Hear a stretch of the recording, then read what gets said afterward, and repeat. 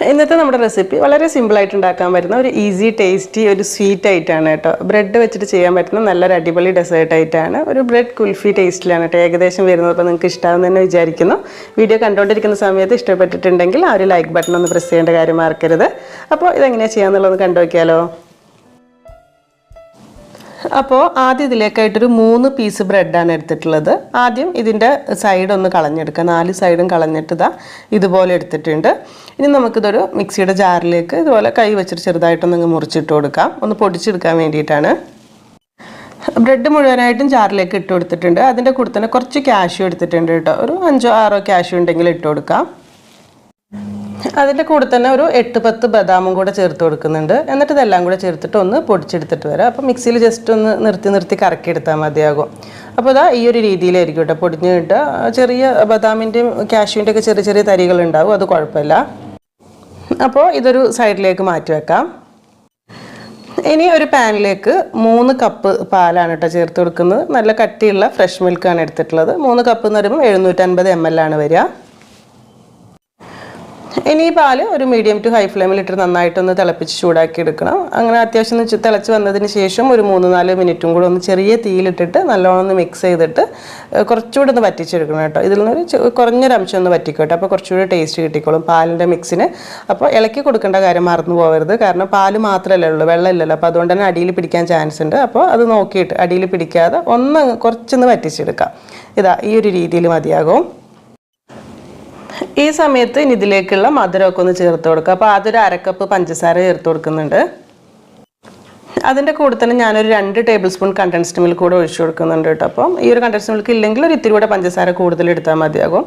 പാലിൽ മിക്സാക്കി നോക്കുന്ന സമയത്ത് ആ ബ്രെഡിനും കൂടെ മിക്സായി വരാനുള്ള മധുരം ഉണ്ടായാൽ മതി. കാരണം നമ്മളിത് തണുപ്പിച്ച് കഴിക്കുന്നതുകൊണ്ട് തന്നെ ഒരു ഇത്തിരി മധുരം ഇപ്പോൾ കൂടുതൽ ഉണ്ടായാലേ തണുത്ത് കഴിഞ്ഞ് കഴിക്കുമ്പോൾ കറക്റ്റ് മധുരം ഉണ്ടാവുള്ളൂ. നിങ്ങൾക്ക് മധുരം കുറവ് മതിയെന്നുണ്ടെങ്കിൽ അളവിലൊരു ഇത്തിരി മാറ്റം അങ്ങോട്ടോ വരുത്താം കേട്ടോ. രണ്ടും കൂടെ നല്ലോണം ഒന്ന് മിക്സാക്കി എടുത്തിട്ടുണ്ട്. ഈ സമയത്ത് ഇതിലേക്ക് ഒരു 1/4 കപ്പ് വിപ്പിംഗ് ക്രീം അല്ലെങ്കിൽ ഒരു 1/4 കപ്പ് ഫ്രഷ് ക്രീം ഇട്ട് കൊടുക്കുക കേട്ടോ. നല്ലൊരു ക്രീമി ടേസ്റ്റ് കുറച്ച് കൂടുതൽ കിട്ടാൻ വേണ്ടിയിട്ടാണ്. അപ്പോൾ ഇതിപ്പോൾ ഫ്രഷ് ക്രീമാണ് എടുത്തിട്ടുള്ളത്. വിപ്പിംഗ് ക്രീം ഉണ്ടെങ്കിൽ അത് തന്നെ ഒഴിച്ചു കൊടുക്കുക. ക്രീം ബീറ്റ് ചെയ്തതിന് ശേഷമല്ല കേട്ടോ, ജസ്റ്റ് ആ ക്രീമായിരിക്കുന്ന ലിക്വിഡ് തന്നെയാണ് 1/4 കപ്പ് ഒഴിച്ചു കൊടുക്കേണ്ടത്. എല്ലാം കൂടെ മിക്സ് ആക്കിയിട്ട് ചെറിയ തീയിൽ 1 മിനിറ്റ് കൂടെ ഒന്ന് തിളച്ച് വരുന്ന സമയത്ത് ഇതിലേക്ക് ഞാൻ കുറച്ചൊരു പിസ്ത മിക്സ് എസൻസ് ചേർത്ത് കൊടുക്കുന്നുണ്ട്. ഈ ഒരു ഫ്ലേവർ, ഈ ഒരു കളർ കിട്ടാൻ വേണ്ടിയിട്ടാണ്. ഇനിയിപ്പോൾ ഇതില്ലാന്നുണ്ടെങ്കിൽ നല്ല ഫ്ലേവറിന് വേണ്ടി കുറച്ച് ഏലക്കാപ്പൊടി ചേർത്ത് കൊടുത്താലും മതി കേട്ടോ, കുഴപ്പമൊന്നുമില്ല. അങ്ങനെ എല്ലാം കൂടെ ചേർത്തിട്ട് ഇതുപോലെ നല്ലോണം ഒന്ന് മിക്സ് ആക്കി എടുത്തതിന് ശേഷം ഇനി നമ്മൾ ആദ്യം പൊടിച്ച് മാറ്റി വെച്ചിട്ടുള്ള ബ്രെഡിൻ്റെ കൂട്ടുണ്ടല്ലോ, അത് ഇതിലേക്ക് ചേർത്ത് കൊടുത്തിട്ട് മിക്സ് ആക്കുകയാണ് വേണ്ടത്. അപ്പോൾ ഒരു ഒന്നിച്ചിടണ്ട, ഒരു 2-3 പ്രാവശ്യമായിട്ട് ഇട്ട് കൊടുത്തിട്ട് നല്ലോണം ഒന്ന് മിക്സ് ആക്കി എടുത്താൽ മതിയാകും. ഇപ്പോൾ മുഴുവൻ ബ്രെഡിൻ്റെ പൊടി ഇതിലേക്ക് ചേർത്ത് കൊടുത്തിട്ടുണ്ട്. ഇനി ഒരു മീഡിയം ടു ലോ ഫ്ലെയിമിൽ ഒരു 1 മിനിറ്റൊക്കെ നന്നായിട്ടൊന്ന് ഇളക്കിയെടുത്ത് തിളപ്പിക്കുമ്പോഴേക്കും അത്യാവശ്യം ഒന്ന് കുറുകി വന്നോളൂ കേട്ടോ. ഈ ഒരു രീതിയിൽ ഇങ്ങനെ കുറുകാനൊക്കെ ആയിട്ട് തുടങ്ങുന്നുണ്ട്. ഈ സമയത്ത് ഇതിലേക്ക് കുറച്ചൊരു പിസ്ത ചോപ്പ് ചെയ്തുകൂടി ഇട്ട് കൊടുക്കുന്നുണ്ട് കേട്ടോ. ഇടയിൽ ഇങ്ങനെ കടിക്കാൻ കിട്ടാൻ നല്ല ടേസ്റ്റ് ആയിരിക്കും. അപ്പോൾ അതുകൂടെ ചേർത്തിട്ട് നല്ലോണം ഒന്ന് മിക്സ് ആക്കി എടുക്കുക. ഒരു അത്യാവശ്യം ഒന്ന് കുറുകിക്കോട്ടെ, എന്നാൽ കൂടുതൽ ഒരുപാട് ഇങ്ങനെ കുറുക്കി കട്ടിയാക്കി എടുക്കേണ്ട ആവശ്യമില്ല കേട്ടോ. ഈ ഒരു ടെക്സ്ചർ ഈ ഒരു സ്റ്റേജിലേക്ക് എത്തുന്ന സമയത്ത് നമുക്ക് ഗ്യാസ് ഓഫ് ചെയ്യാം. കാരണം ഇത് തണുത്ത് കഴിഞ്ഞാൽ കുറച്ചുകൂടെ ഒന്ന് കട്ടിയാകും. അപ്പോൾ ആദ്യമേ നല്ലോണം കുറുക്കി എടുത്ത് കഴിഞ്ഞാൽ തണുത്ത് കഴിയുമ്പോഴത്തേക്ക് നല്ല കട്ടിയിലായി പോകും. ഇനിയിപ്പോൾ ഇത് ഗ്യാസൊക്കെ ഓഫ് ചെയ്തിട്ടുണ്ട്. ഈ സമയത്ത് ഞാനൊരു 1/4 ടീസ്പൂണിലും കുറച്ച് താഴെ വാനില എസൻസ് കൂടെ ചേർത്ത് കൊടുക്കുന്നുണ്ട് കേട്ടോ, കുറച്ചുകൂടെ നല്ലൊരു ടേസ്റ്റ് കിട്ടാൻ വേണ്ടിയിട്ട്. ഇത് നല്ലോണം മിക്സ് ആക്കിയതിന് ശേഷം ഇതിവിടെ വെക്കാം. അത്യാവശ്യം നല്ലോണമൊക്കെ ഒന്ന് ചൂടൊക്കെ ഒന്ന് പോയി ഒന്ന് തണുത്ത് വന്നോട്ടെ. ഇപ്പോൾ ഇത് ആ ചൂടൊക്കെ ഒന്ന് പോയിട്ട് കുറച്ചുകൂടെ ഒക്കെ ഒന്ന് കുറുകി തിക്കായിട്ട് വന്നിട്ടുണ്ട്. നമ്മളിത് ഫ്രിഡ്ജിലൊന്നും ഇരുന്നില്ല വെച്ചിട്ടുണ്ടായിരുന്നു, പുറത്ത് തന്നെ വെച്ചിട്ടാണ് ചൂടാറിയിട്ടുള്ളത്. അപ്പോൾ ഇതിന് സെറ്റ് ചെയ്യാൻ വേണ്ടിയിട്ടുള്ളൊരു പാത്രം എടുത്തിട്ടുണ്ട്. സാധാരണ പുഡിങ്ങൊക്കെ എടുക്കാനുള്ള പാത്രത്തിൽ ഇഷ്ടമുള്ള ഏത് സൈസുള്ള പാത്രത്തിൽ വേണമെങ്കിലും എടുക്കാം കേട്ടോ. ഞാനിപ്പോൾ ഒരു പാത്രത്തിൽ ഇത്തിരി അലുമിനിയം ഫോയിൽ പേപ്പർ വെച്ചിട്ടൊന്ന് കവർ ചെയ്തെടുത്തിട്ടുണ്ട്. ഇത് ഡീമോൾഡ് ചെയ്യുമ്പോൾ എളുപ്പത്തിന് വേണ്ടിയിട്ടാണ് കേട്ടോ. എന്നിട്ട് ഇതിൻ്റെ താഴേക്ക് വേണമെന്നുണ്ടെങ്കിൽ കുറച്ച് പിസ്ത ബദാം വേണമെങ്കിൽ ഒരു ഇത്തിരി വാങ്ങിക്കാൻ കുറച്ച് ട്യൂട്ടി ഫ്രൂട്ടി ഇട്ടിട്ടുണ്ട്, നിർബന്ധമൊന്നുമില്ല കേട്ടോ. അങ്ങനെ ഇട്ട് കൊടുത്തിട്ട് ഇതിലേക്ക് നമ്മൾ റെഡിയാക്കിയിട്ടുള്ള ബ്രെഡിൻ്റെ കൂട്ട് ഒരു പകുതി 3/4 ഭാഗത്തോളം ഒഴിച്ചു കൊടുക്കുകയാണ് ചെയ്യുന്നത്. ബാക്കി ഞാൻ വേറൊരു പാത്രത്തിൽ സെറ്റ് ചെയ്യുന്നുണ്ട്. എന്നിട്ട് ഇതുപോലെ നല്ലോണം ഷേപ്പാക്കി കൊടുക്കുന്നുണ്ട്. ഒന്നങ്ങ് ടാപ്പ് ചെയ്തതിന് ശേഷം ഇതൊരു പ്ലാസ്റ്റിക് റാപ്പ് വെച്ചിട്ടൊന്ന് കവർ ചെയ്യുന്നുണ്ട് കേട്ടോ. കാരണം നമ്മളിത് ഫ്രീസറിൽ വെച്ചിട്ടാണ് ഒന്ന് കട്ടയാക്കി എടുക്കുന്നത്. അപ്പോൾ അതുകൊണ്ട് തന്നെ ഐസ് ഉള്ളിലേക്ക് ആവാതിരിക്കാൻ വേണ്ടിയിട്ടാണ്. നല്ലോണം ഒന്ന് റാപ്പ് ചെയ്തതിന് ശേഷം പിന്നെ കവർ വെച്ചിട്ട് നന്നായിട്ടൊന്ന് അടച്ചിട്ട് നല്ല ടൈറ്റായിട്ട് തന്നെ അടച്ചു വെക്കണേ, അല്ലെങ്കിൽ ഐസ് ഉള്ളിലേക്ക് ചാടും. എന്നിട്ട് ഇനി ഇതൊരു 5 മുതൽ 6 മണിക്കൂർ വരെ ഫ്രീസറിൽ വെച്ചിട്ടൊന്ന് കട്ടയാക്കിയിട്ടാണ് നമ്മൾ എടുക്കുന്നത്. അപ്പോൾ ആ ഒരു ടെക്സ്ചറിൽ കഴിക്കാൻ വേണ്ടിയിട്ട്. അപ്പോൾ ഇത് ഫ്രീസറിലേക്ക് മാറ്റാം. ബാക്കിയുള്ളത് ഞാൻ ഇതുപോലത്തെ ഒരു ഗ്ലാസ്സിലേക്ക് ഒഴിച്ച് വെക്കുന്നുണ്ട്. നമുക്ക് ഇങ്ങനെ ഐസ്ക്രീമൊക്കെ പോലെ ഇങ്ങനെ കോരി കഴിക്കാൻ പാകത്തിനായി കിട്ടാൻ വേണ്ടിയിട്ടാണ്. അപ്പോൾ ഇനിയിപ്പോൾ ചെറിയ ബൗളിൽ വേണമെങ്കിൽ സെറ്റ് ചെയ്യാം, അല്ലെങ്കിൽ മുഴുവനായിട്ട് പുഡിംഗ് ബൗളിൽ വേണമെങ്കിൽ എങ്ങനെ വേണമെങ്കിലും സെറ്റ് ചെയ്യാം.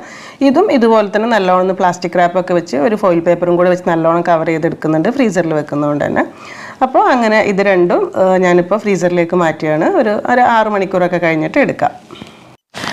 അപ്പോൾ അങ്ങനെ ഇത് രണ്ടും അത്യാവശ്യം നല്ലോണം തണുത്ത് നല്ല കറക്റ്റ് സെറ്റായിട്ട് കിട്ടിയിട്ടുണ്ട്, പുറത്തെടുത്തിട്ടുണ്ട്. നമുക്കിതൊന്ന് തുറന്നു നോക്കാം.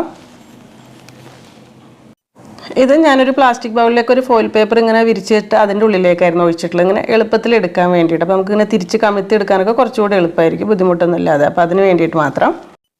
ഇനിയിപ്പോൾ നമുക്കിത് സെർവ് ചെയ്യുന്ന സമയത്ത് ഇഷ്ടമുള്ള ഷേപ്പിൽ കട്ട് ചെയ്തിട്ട് കഴിക്കാം കേട്ടോ. അപ്പോൾ ഇങ്ങനെ ചെറിയ നീളത്തിൽ ഇങ്ങനെ മുറിച്ചിട്ട് കൊടുക്കുന്ന സമയത്ത് നല്ലൊരു ഭംഗിയായിരിക്കും. ഇനി കഴിക്കുന്ന സമയത്ത് കുറച്ചുകൂടെ നല്ല ടേസ്റ്റിന് വേണമെന്നുണ്ടെങ്കിൽ കുറച്ച് ചോക്ലേറ്റ് ഗനാഷ് ഉണ്ടാക്കിയിട്ട് ഇതിൻ്റെ മേലെ കൂടെ ഒഴിച്ചു കൊടുക്കുകയാണെങ്കിൽ കുറച്ചുകൂടെ നന്നായിരിക്കും കേട്ടോ.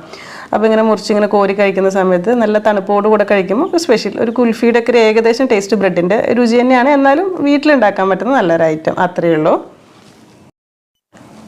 ഇനി നമ്മൾ ആദ്യം ഗ്ലാസ്സിൽ വെച്ചിട്ടുണ്ടായിരുന്നു, ഇവിടെ ഒന്ന് തുറന്നു നോക്കാം. ഇത് നല്ല കറക്റ്റായിട്ട് തന്നെ സെറ്റായിട്ട് കിട്ടിയിട്ടുണ്ട് കേട്ടോ. അപ്പോൾ ഇത് കഴിക്കുന്ന സമയത്ത് ഇതുപോലെ ചെറിയ ഗ്ലാസ്സിലൊക്കെ വെക്കുകയാണെങ്കിൽ നമുക്ക് സ്പൂൺ കൊണ്ട് ഇങ്ങനെ ഐസ്ക്രീമൊക്കെ കോരി കഴിക്കുന്ന പോലെ കഴിക്കാം. കുറച്ചൊരു കട്ടി ഉണ്ടാവും, പക്ഷെ നല്ലൊരു ടേസ്റ്റ് ആയിരിക്കും കേട്ടോ. പിന്നെ ഈ ഒരു മിക്സ് നമ്മൾ ഇതിപ്പോൾ പുറത്ത് ഫ്രീസറിൽ നിന്ന് പുറത്തെടുത്ത് ഒരു 10-15 മിനിറ്റൊക്കെ വെറുതെ പുറത്ത് വെക്കുകയാണെങ്കിൽ കുറച്ചുകൂടെ സോഫ്റ്റായിട്ട് കുറച്ച് മെൽട്ടാവുന്ന പോലെ ആവട്ടെ. മെൽട്ടാവുമല്ല, പക്ഷെ ഇത്രയ്ക്ക് കട്ടി ഉണ്ടാവില്ല. അപ്പം ഏത് രീതിയിൽ വേണമെങ്കിലും കഴിക്കാം, കുഴപ്പമില്ല. അപ്പോൾ വളരെ സിമ്പിളായിട്ടുള്ള ഐറ്റം തന്നെയാണ്, ഉണ്ടാക്കാൻ എളുപ്പമാണ്, പിന്നെ സെറ്റായി കിട്ടാൻ കുറച്ച് സമയം എടുക്കുന്നേ ഉള്ളൂ കേട്ടോ. അപ്പോൾ കുട്ടികൾക്കൊക്കെ തീർച്ചയായിട്ടും ഇഷ്ടപ്പെടുന്ന ഐറ്റം തന്നെയായിരിക്കും. വല്ലപ്പോഴും ബ്രെഡൊക്കെ ഉണ്ടെങ്കിൽ തീർച്ചയായിട്ടും ചെയ്ത് വെക്കുക. ചെയ്ത് വെക്കുന്ന സമയത്ത് ഫീഡ്ബാക്കൊക്കെ അറിയിക്കുക. പിന്നെ വീഡിയോ ഇഷ്ടമായിട്ടുണ്ടെങ്കിൽ ലൈക്ക് ചെയ്യേണ്ട കാര്യമൊക്കെ മറക്കരുത്. സബ്സ്ക്രൈബ് ചെയ്യാത്തവരുണ്ടെങ്കിൽ അതുകൂടെ കേട്ടോ. അപ്പോൾ ഇനി എന്തായാലും എന്നത്തെയും പോലെ തന്നെ നല്ല റെസിപ്പീസായിട്ട് നമുക്ക് പുതിയ വീഡിയോയിൽ കാണാം. താങ്ക്